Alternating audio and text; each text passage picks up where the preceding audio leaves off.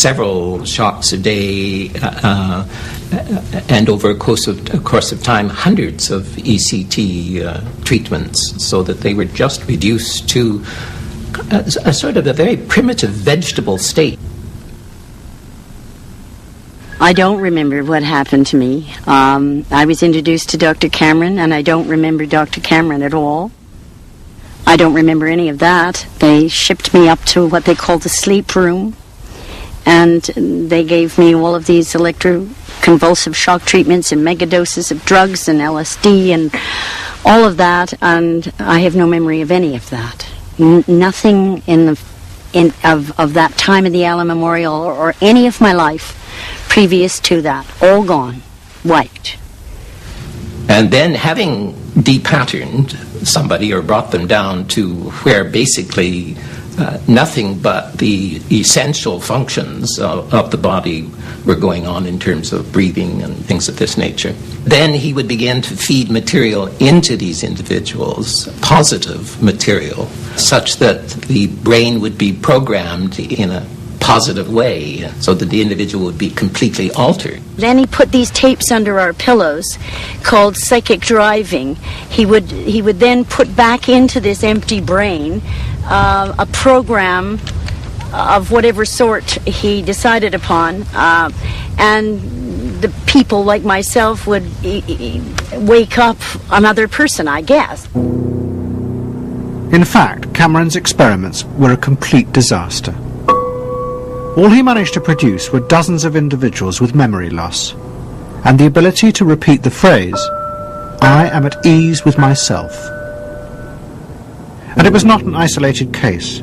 Almost all the experiments the CIA funded were equally unsuccessful. Despite their ambitions, American psychologists were beginning to find out how difficult it was to understand and control the inner workings of the human mind. We had been really chasing a phantom, if you will, an illusion, that the human mind was more capable of manipulation from the outside by outside factors than it is. We found out that the human being is an extremely complex thing. There were no simple solutions. But you've just got to bear in mind that these were very strange times. The psychoanalysts had come to power in America because of their theory that they knew how to control the dangerous forces inside human beings. But now the psychoanalysts were about to face a high-profile failure that would lead people to begin questioning the very basis of their ideas. It began in Hollywood. The film industry had become fascinated by psychoanalysis, and Anna Freud was a powerful influence on dozens of analysts in Los Angeles. They treated film stars, directors, and studio bosses. Anna Freud's closest friend was the most sought after of all, Ralph Greenson. And in 1960, the most famous star in the world turned to Greenson for help. Marilyn Monroe was suffering from despair and had become addicted to alcohol and drugs. Well, when I walked in to dinner, here was Marilyn Monroe. Now, I made a picture with her called All About Eve. This is dinner at Ralph Greenson's? Yes. And the only thing was that Ralph was trying to show her, Romy, I never called him Ralph in my life, Romy was trying to show her that the way a family life ought really to be. So we were walking the dog after us. I said, "What the hell are you doing here?" I said, "You never asked me to dinner." And he said, "You weren't that sick." And I said, "Oh, no." He said, "The point is just this child has no frame of reference. In other words, she doesn't know what the goal is." What Greenson did was follow Anna Freud's theory. If Marilyn Monroe could be taught to conform to what society considered a normal pattern of life, that would help her ego control her inner destructive urges. But Greenson pushed it to an extreme. He persuaded Monroe to move into a house nearby that was decorated like his own. He then took her into his own family life, and he, his wife and his daughter played at being Monroe's own family. Greenson himself would become the model of conformity. And so this someone whom she regarded as important and whom she idealized, if he turned out to be a very gratifying father figure, her ego would benefit from that. That was the theory. His wife and children, everyone was involved, yeah. They were strengthening the person. They were strengthening the mind. They were strengthening the agent that controls inner life against adversity, against insufficiency, against too much frustration.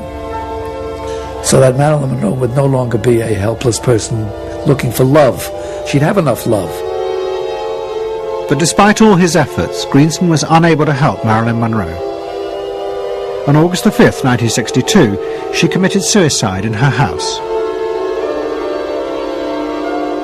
The suicide shocked many in the analytic community, including Anna Freud. And high-profile figures in American life, who had previously been enthusiasts for psychoanalysis, now began to question why psychoanalysis had become so powerful in America. Was it really because it benefited individuals? Or had it in fact become a form of constraint in the interests of social order? The critics included Monroe's ex-husband, Arthur Miller. My argument with so much psychoanalysis is the preconception that suffering is a mistake, or a sign of weakness, or a sign even of illness, when in fact, possibly the greatest truths we know have come out of people's suffering. That the problem is not to undo suffering or to wipe it off the face of the earth, but to make it inform our lives, instead of trying to cure ourselves of it constantly and avoid it, and avoid anything but that lobotomized sense of what they call happiness.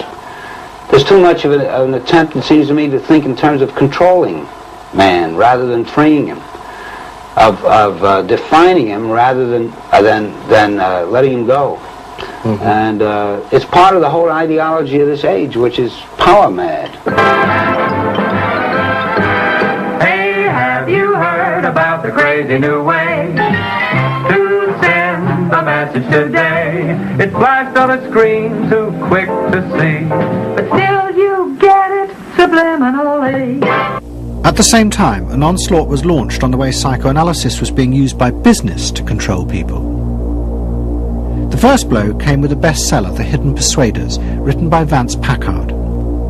It accused psychoanalysts of reducing the American people to emotional puppets, whose only function was to keep the mass production lines running. They did this by manipulating people's unconscious desires to create longings for ever new brands and models. They had turned the population into unwitting participants in the system of planned obsolescence. The second blow came from an influential philosopher and social critic, Herbert Marcuse. He had been trained in psychoanalysis. This is a childish application of psychoanalysis, which does not take at all into consideration the very real political systematic waste of resources, of technology and of the productive process. For example, planned obsolescence. For example, the production of innumerable brands and gadgets who are, in the last analysis, all the same. The production of innumerable different marks of automobiles. And this prosperity at the same time, consciously or unconsciously, leads to a kind of schizophrenic existence. I believe that in this society an incredible quantum of aggressiveness and destructiveness is accumulated precisely because of the empty prosperity, which then simply erupts.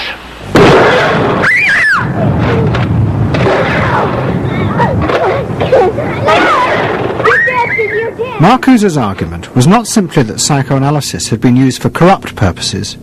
It was more fundamental. Marcuse said that the very idea that you needed to control people was wrong. Human beings did have inner emotional drives, but they were not inherently violent or evil. It was society that made these drives dangerous by repressing and distorting them. Anna Freud and her followers had increased that repression by trying to make people conform to society. In so doing, they made people more dangerous, not less. Marcuse challenged that social world, and he said that's a world that should not be adapted to. And in fact, what the individual was adapting to was corrupt and evil and corrupting. In other words, he switched the source of evil from inward conflict to the society itself. That the sickness of society lay at the societal level, not at the sickness of human beings in it. And if people did not challenge that, then they were, in fact, submitting to evil. Modern psychology has a word that is probably used more than any other word in psychology. It is the word maladjusted. It is the ringing cry of modern child psychology, maladjusted.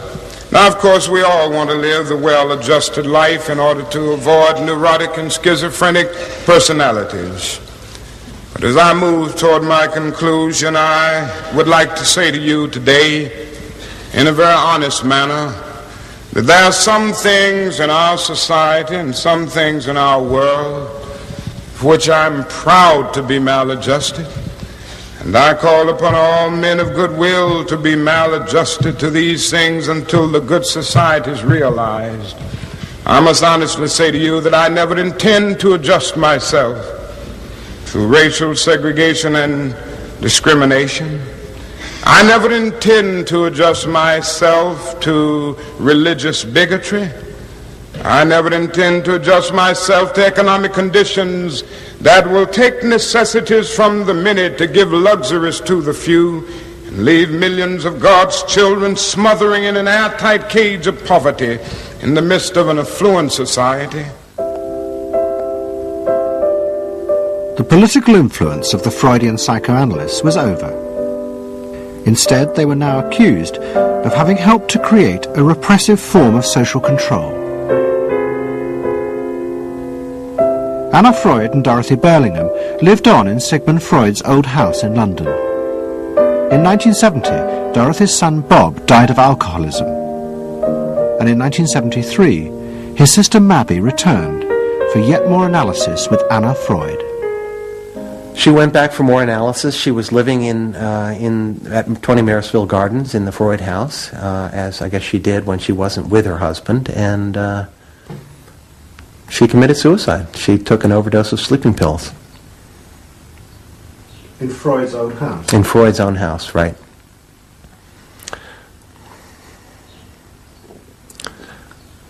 So, I mean, the obvious, there are a lot of implications that one can draw from that, and I just think she happened to reach the end of the rope there.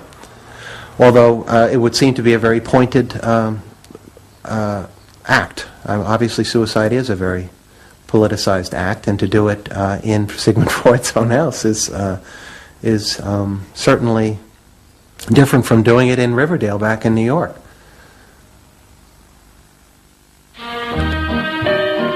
Next week's episode will tell the story of the rise to power of the enemies of the Freud family. They believed that the way to build a better society was to let the self free.